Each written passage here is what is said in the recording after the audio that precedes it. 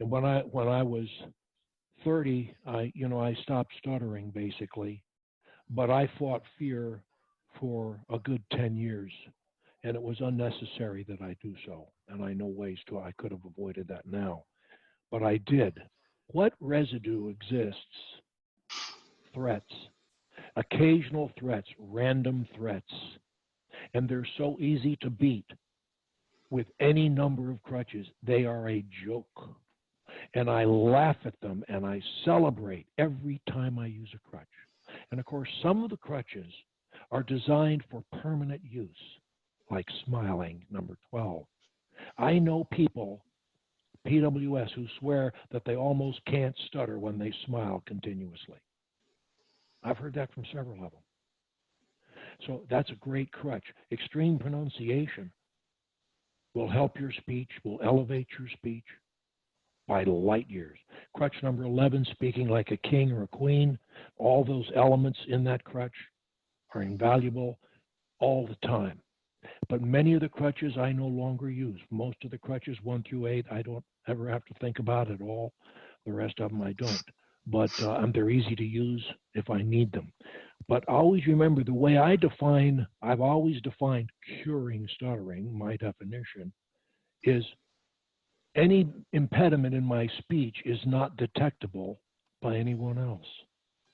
Yes, I can do like Obama does and say, I forgot what I was going to say, and then he speaks for 5 minutes flawlessly, but he's a human being. Yes, I make those kind of mistakes.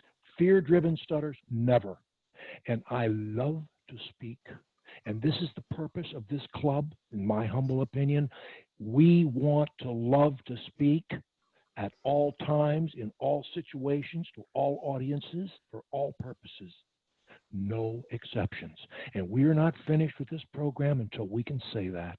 The mind training aspect, and that's the main message of my book.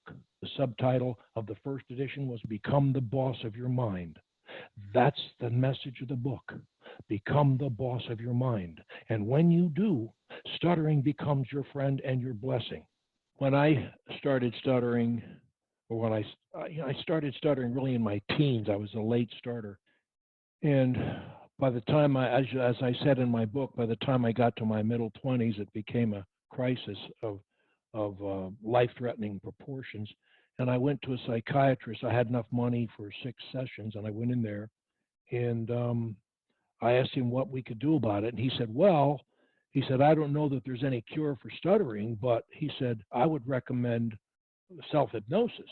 And I had asked him, I said, wouldn't it be good if you hypnotized me? If you told me I didn't stutter, I wouldn't stutter anymore. Isn't that true? And he said, well, it depends on you, but he said, yes, probably, but whether it would last for a year or a month or a week or a day or an hour, I can't say, but it wouldn't last. You've got to train your own mind. Those were his words. And he said, I would recommend self-hypnosis.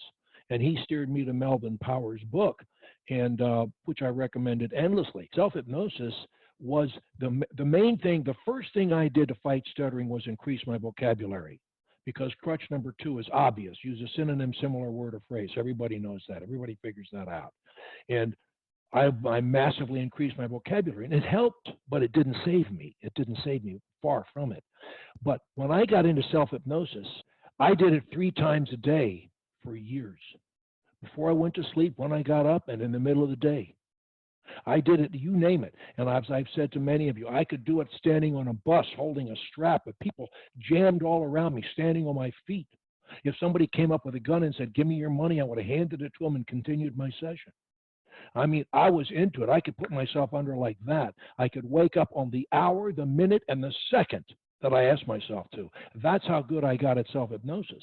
I don't know where I'm not that good anymore, but I still use it. I still give myself daily mind training, a kind of a blend of self-hypnosis and auto-suggestions.